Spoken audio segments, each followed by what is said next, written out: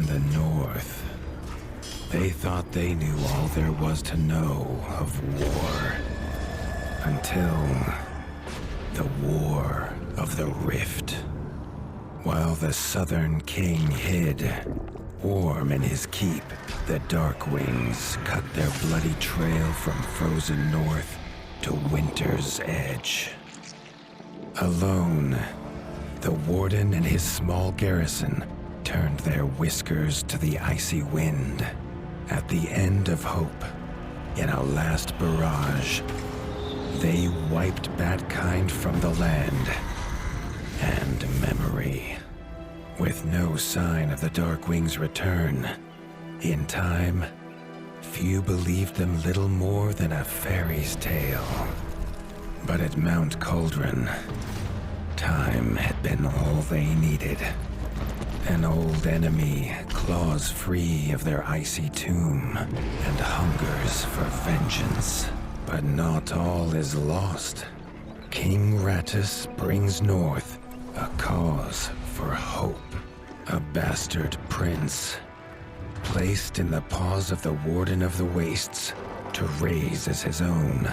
A secret of blood never to be told.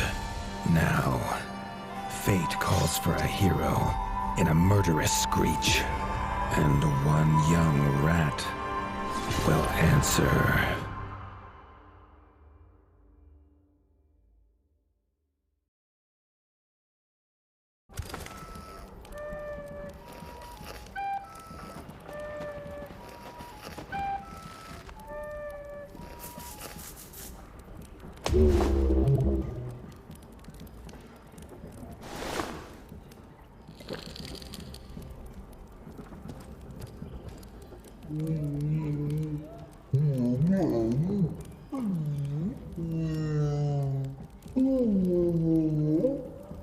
The stomp of his father's boots on the stair was how every morning began for Arlo. The booming shout to ready himself was louder still. But such was Lord Eivor's zeal at a new day. Dawn was breaking over winter's edge, and Arlo was yet to miss one.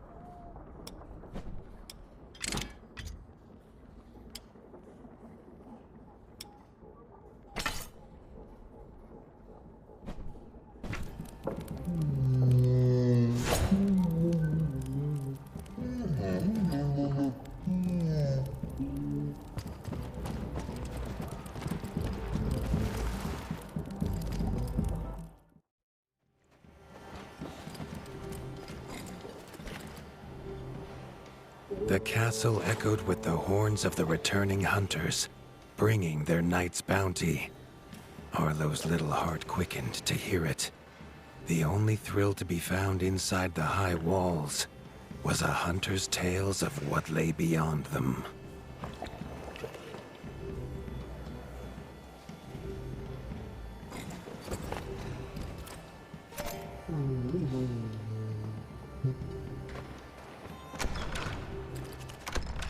Arlo tells himself it's a good life here in Winter's Edge. The bustling of contented rat folk, the crisp mountain air, and without the endless scourge of frogs the southerners suffer. Why should he want for more?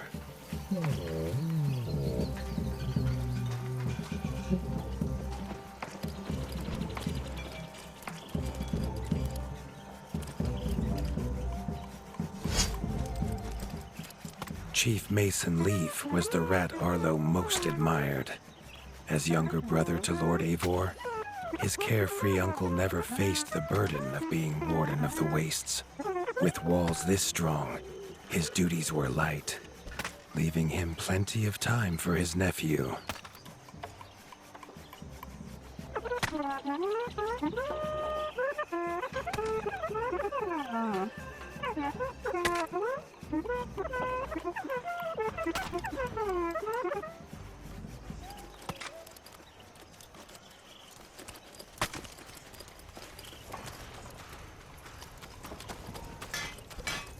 Krunk was a rat's rat, with no interests beyond his forge. If you have the parts, this Mastercraft's rat can make armor and weapons that would see off a sky scorcher bite, or so he claims. Arlo wondered how well they'd do against something that wasn't a myth.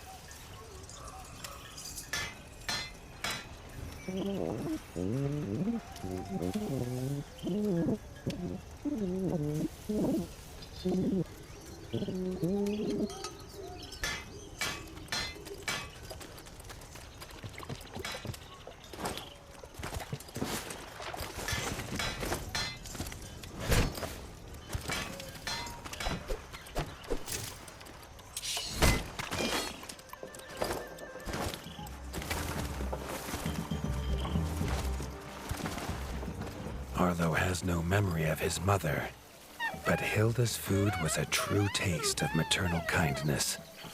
With the right ingredients, she would make meals nourishing to body and soul.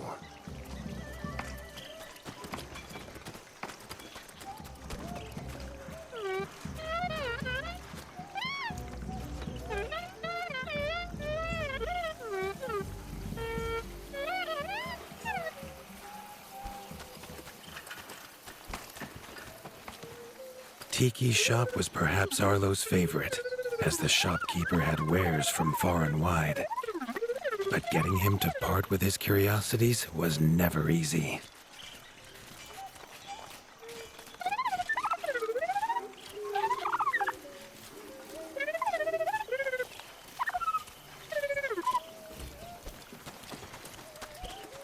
There was no time for tales of the hunt today. Lord Eivor was already dividing what was an excellent haul, happy to see his people provided for. Arlo longed only to join the hunt, to see the ratdom or even the lands beyond. His father called it a fool's wish. Arlo's destiny was unshakable, much like the keep that would become his by birthright.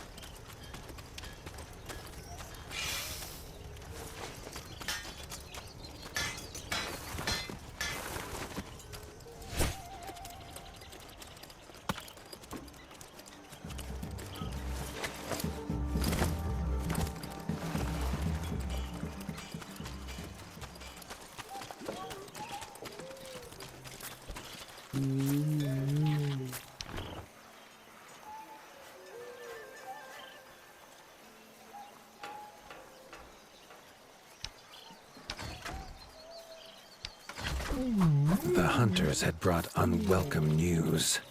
A family of the reviled creatures ratfolk called Backstabbers had moved into the wastes. Eivor told his son to fetch his weapons.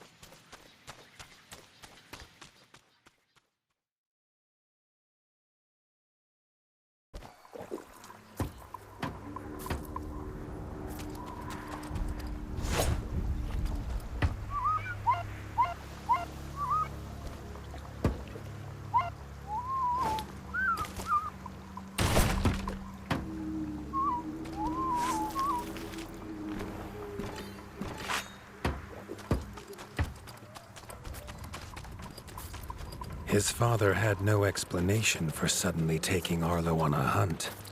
It even gave the hunters pause. Arlo had been taught to fight, and better than most. But rarely had he been tested. He was determined to prove himself. The rugged terrain of the outskirts could have taken all day to traverse, but Arlo's trusty grappling hook allowed him to swing between its many crevices.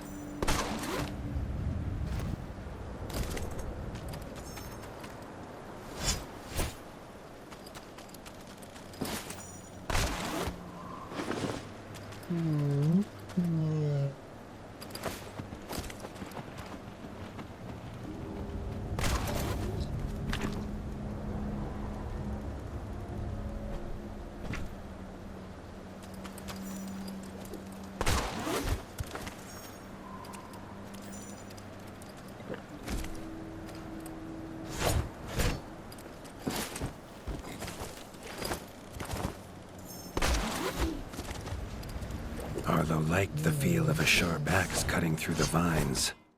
The wilds were part of his home, and nothing in them would frighten him.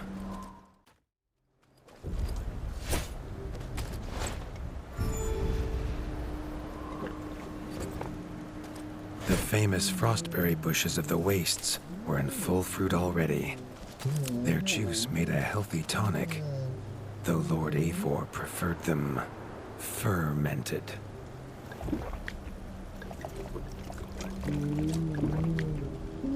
His father was a sturdy rat, built for strength, not speed. So Arlo found it curious that he challenged him to a race. The prospect of the hunt had filled Lord Eivor with a vigor that his son had not seen in years, or at least since breakfast.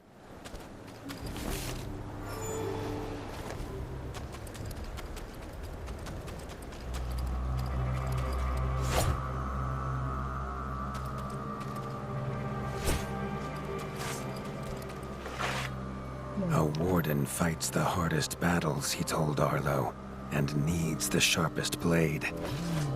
With that, Eivor gifted Arlo his own sharpening whetstone.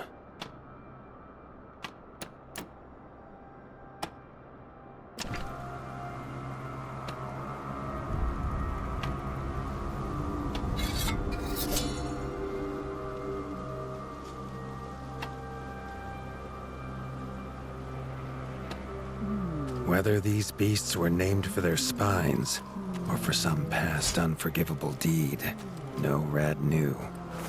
Either way, Arlo was about to find himself at the pointy ends of this brood. Even young Backstabber Red attacks were brutal, but a well-timed dodge would see Arlo escape unscathed.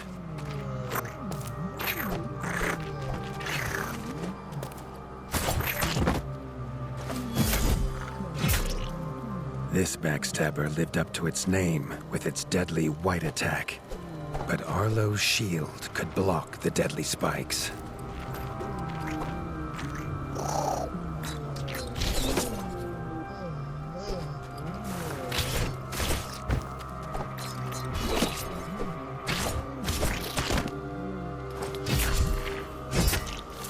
This young one used vicious yellow attacks.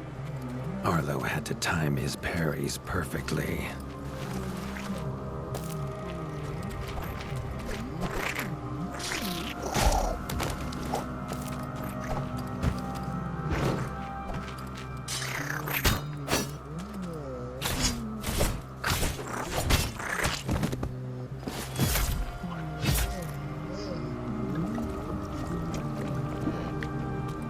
This mother had left her young to fight alone, but the same could not be said of Lord Eivor as he leapt to his son's side.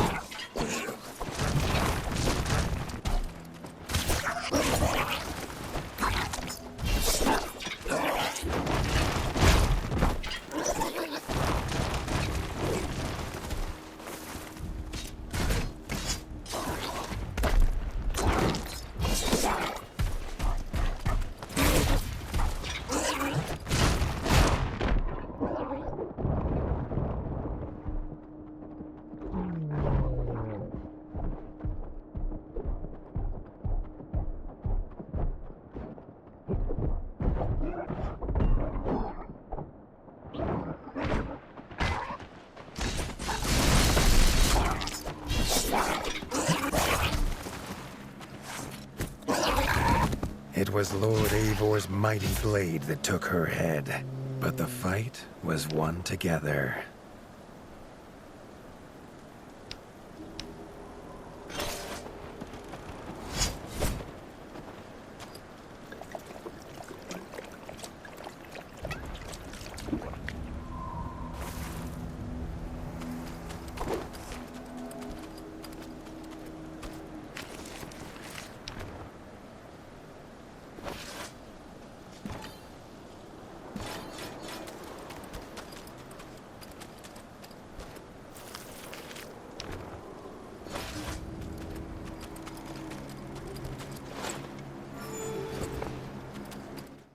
Arlo basked in his father's pride, almost as warm as at the fire inside Winter's Edge.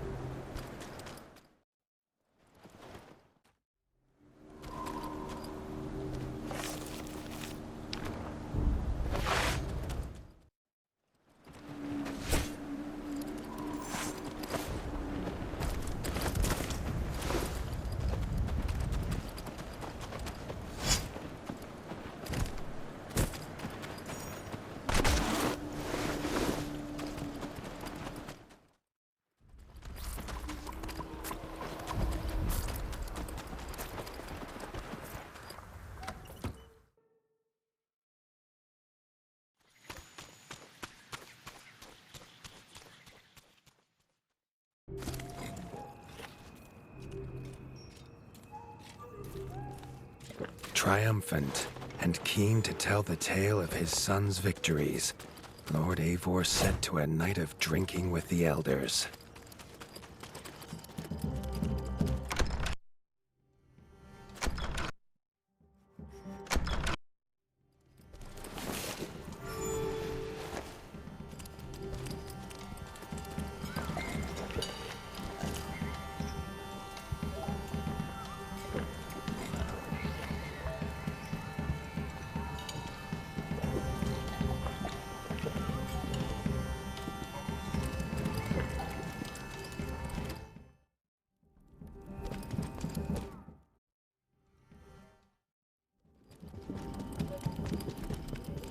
Arlo was reluctant to return to his bed, wondering how long he must wait to hunt again.